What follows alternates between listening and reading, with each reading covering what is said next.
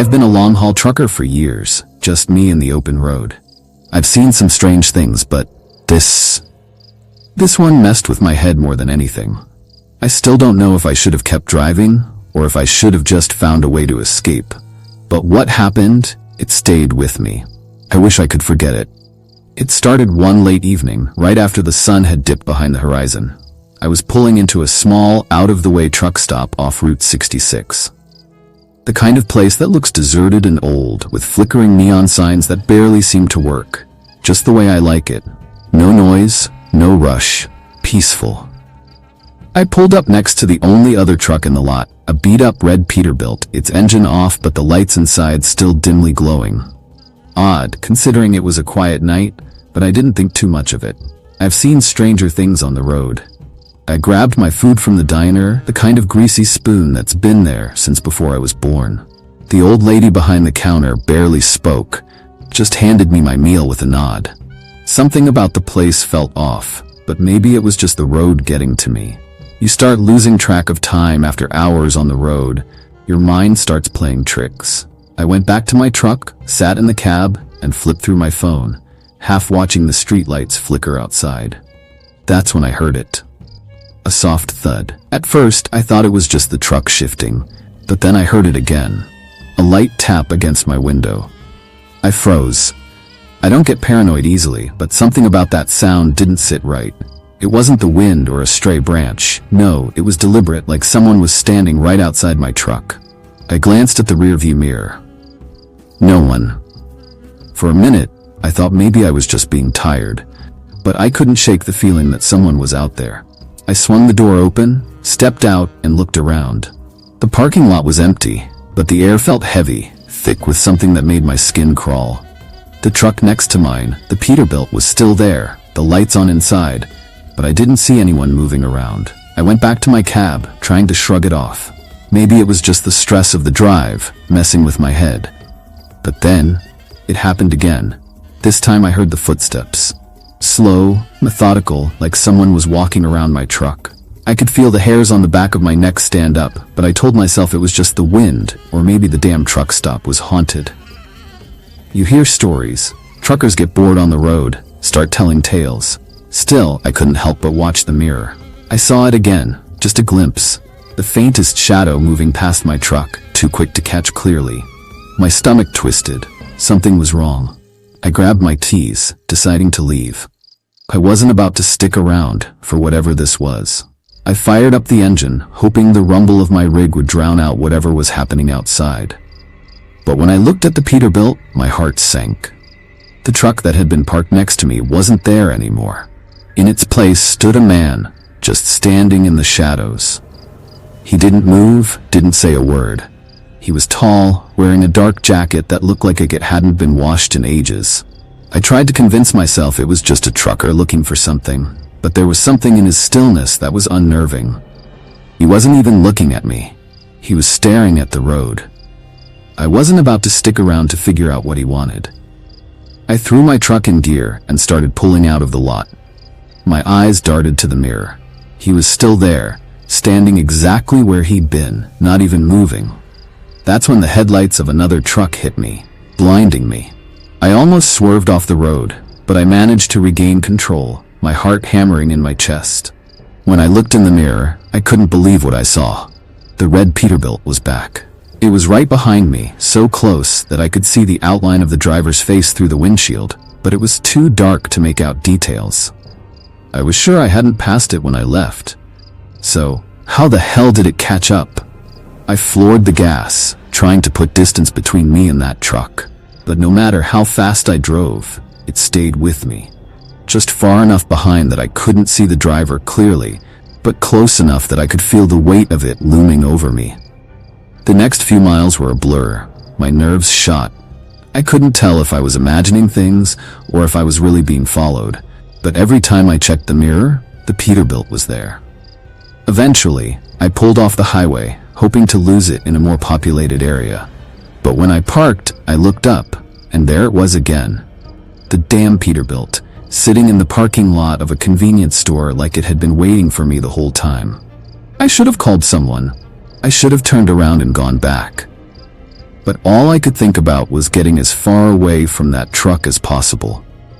I started my engine and took off again, heading west, hoping that if I kept moving, it would eventually disappear. I don't know when it stopped following me.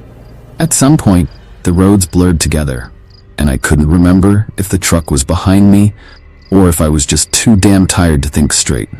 But when I passed through that next little town, I saw it again, the Peterbilt, just parked in the same spot. And this time it wasn't just the truck that was there. It was the man, standing at the edge of the lot watching me drive by. His face was pale, almost sickly looking, and I swear to God I saw him smile. I never stopped at that truck stop again, and every time I drive down Route 66, I can still feel that damn truck on my tail, even though I know it's not there. Somewhere out there, that truck is still waiting.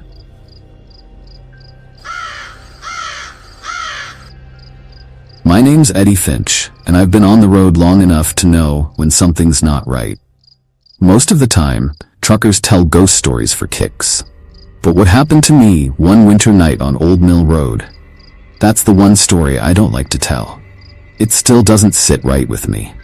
It was early January, just past midnight, and I was hauling a load through the Smoky Mountains on Old Mill Road.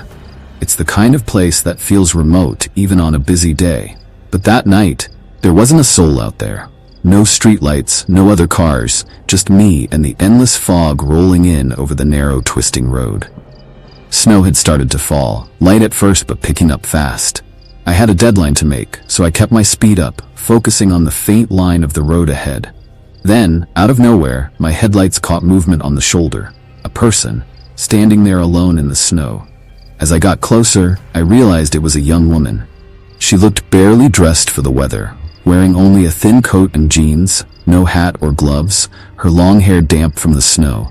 She didn't look at me as I pulled over. Just stared straight ahead, her face pale and her eyes dark and fixed on the road ahead. I rolled down my window and called out to her, "You need a lift?" She nodded, barely moving, and climbed into the truck. She sat there, hands resting in her lap, her skin almost blue from the cold.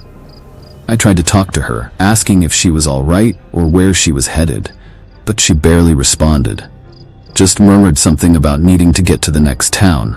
Her voice was so faint, I had to lean in to hear her. I shrugged it off. She probably had been walking out there for miles and was half frozen, so I didn't press her. We drove in silence, the hum of the truck and the hiss of the heater the only sounds. I kept my eyes on the road, glancing at her from time to time, but she stayed just as still as when she'd gotten in, barely blinking. And that's when I started to notice something strange. Her hands, they weren't warming up. They were still pale, almost bluish, and I realized her breath wasn't fogging up the air like mine. The cab was warming up, but she still looked as cold as when she'd first climbed in. I felt a chill creep up my spine, but I pushed it aside, telling myself it was just my mind playing tricks. After about 20 minutes, we were getting close to the next town. I glanced over to tell her we were almost there, but when I looked at her seat, it was empty. The door was still locked. She was just gone. My heart was pounding as I scanned the mirrors, thinking she might have somehow slipped out. But there was no one on the road, no footprints in the snow outside. Just an empty seat beside me. I pulled over, my hands shaking, and looked around, even checked the cab in case she'd somehow moved to the back. But there was nothing. Just the silence and the fog outside. Trying to shake off the feeling that I'd somehow imagined the whole thing, I got back in and kept driving. But I hadn't gone a mile before my CB radio crackled to life. Static filled the cab, and then, through the noise, I heard her voice. Soft, faint, like a whisper coming from just behind my seat. "Thank you for the ride, Eddie." I slammed on the brakes, my heart pounding as I stared at the radio, but it was dead silent again. I picked up the receiver, my hand shaking, and called out, but there was no answer. Just a hollow, empty static on the line. I didn't stop until I reached town, and when I parked, I just sat there, too shaken to move. I'd heard stories from other truckers, tales of hitchhikers who weren't really there, voices on the radio that shouldn't exist. But I never thought I'd be telling one myself. The next day I mentioned it to a gas station attendant when I stopped for coffee. He gave me a look, then said I wasn't the first one who'd picked up a girl on that stretch of road.